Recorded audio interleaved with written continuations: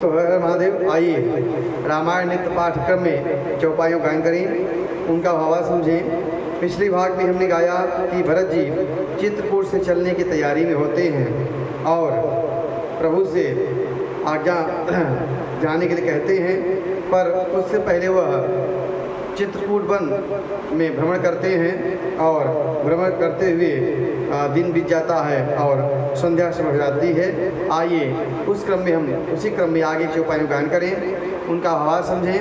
Video अच्छा लगे तो YouTube चैनल को सब्सक्राइब जरूर करें, शेयर करें, जय श्री राम कमेंट करें। भोर नहाए सबो जुरा समाजो, भरत भूमि सुर तिरहुत राजो, भल दिन आजो जानि मन माही, राम कृपाल कहत सकुचाही। अगले दिन छठवें दिन सब स्नान करके भरत जी, ब्राह्मण, राजा जनक और सारा समाज आज जुटा। आज सबको विदा करने के लिए अच्छा दिन है, यह मन में जानकर श्री कृपालु श्री रामचंद्र जी कहने में सकुचा रहे हैं। गुर निप भरत सभाय अवलोकी, सकुचि राम फिरी अवनि बिलोकी, सील सराही सभा सब सोची, कहून राम सम स्वामी सकोची। श्री प्रभु श्री रामचंद्र जी गुरु वशिष्ठ, राजा जनक, भरत जी और सारी सभा को देखा, किंतु फिर सपचाकर दृष्टि फेर कर वह पृथ्वी की ओर ताकने लगे। सभा उनके सिर की सराहना करके सोचती है कि श्री रामचंद्र जी के समान सकोची स्वामी कहीं नहीं है। भरत सुजान राम रुख देखी, उठी सप्रेम धरी धीर विसेखी, करि दंडवत कहत कर जोरी, राखीनाथ सकल रुचि मोरी। सुजान भरत जी श्री रामचंद्र जी का रूप देखकर प्रेम पूर्वक उठकर विशेष रूप से धीरे धारण करके दंडवत करके हाथ जोड़कर कहने लगे, हे नाथ, आपने मेरी सभी रुचियां रखी, मोहिला की सहेऊ सब ही संतापो, बहुत भांति दुख पावायापो, अब गोसाई मोहि देव रजाई, सेवो अवध भली जाई। मेरे लिए सब लोगों ने संताप सहा, बहुत प्रकार के दुख पाया। अब स्वामी मुझे आज्ञा दे, मैं जाकर अवधि भर 14 वर्ष तक अवध का सेवन करूं। जेहु पाय पुनि पाय जनु, देखे दीन दयाल, सो सिख दे अवध लगी कौशल पाल कृपाल। हे दीन दयालु, जिस उपाय से यह दास फिर चरणों का दर्शन कर सके, हे कौशलाधीश, हे कृपालु, अवध भर के लिए मुझे वही शिक्षा दीजिए।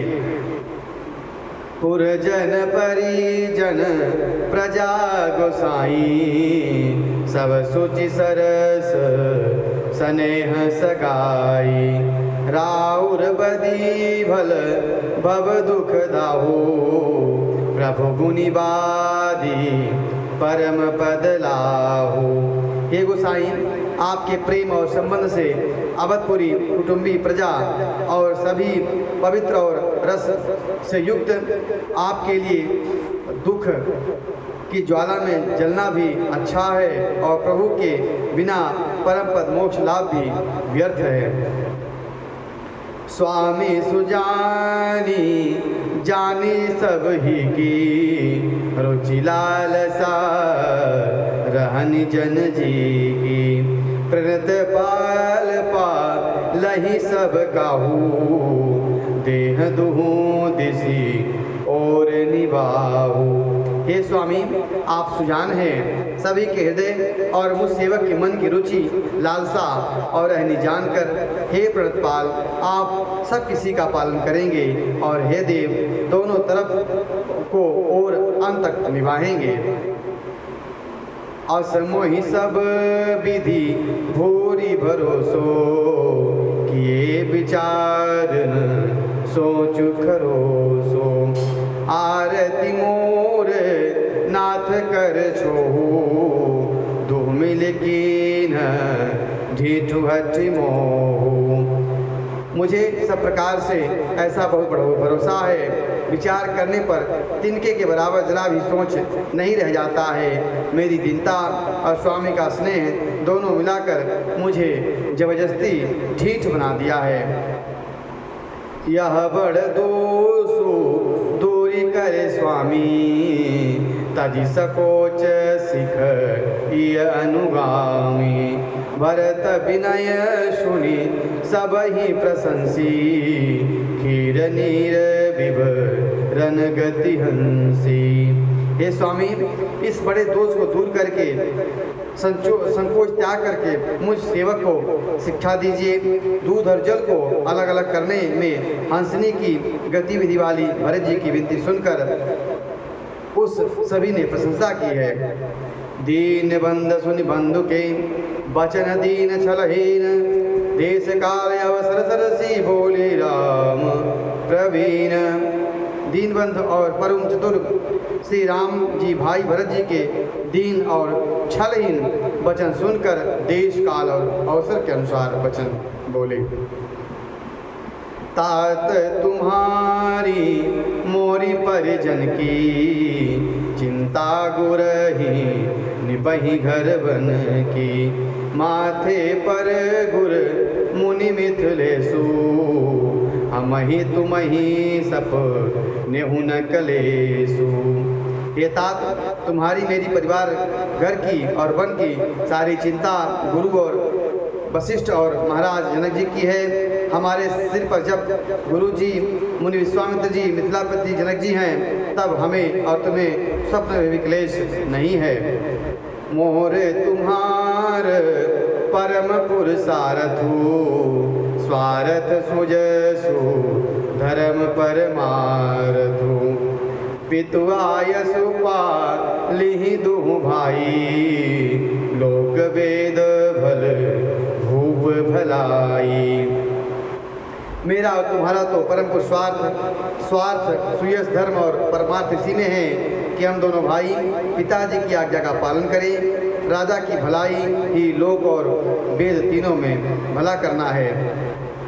गुरु पे तुमातु स्वामी सिख पाले, चले हुकुमग पग पर ही न खाले। अस विचारे सब सोच बिहाई, पालहु अवध भरी जाई।